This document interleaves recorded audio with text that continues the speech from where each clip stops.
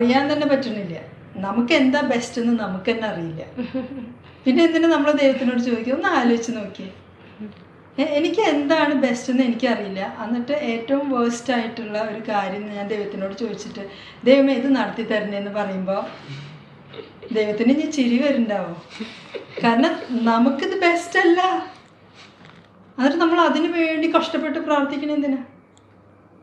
എങ്കിലും നമുക്കുള്ള അറിവ് ഉപയോഗിച്ചിട്ട് നമുക്ക് പറയാനുള്ളതൊക്കെ പറഞ്ഞു, പറയാതിരിക്കണ്ട.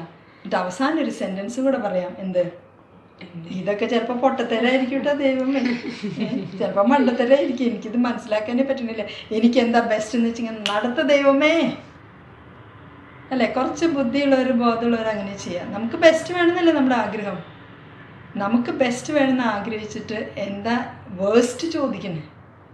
ഏറ്റവും നല്ലത് വേണമെന്ന് ആഗ്രഹിച്ചിട്ട് ഏറ്റവും നമുക്ക് ഉപദ്രവമാവുന്നത് എന്തിനാ ചോദിക്കുന്നത്?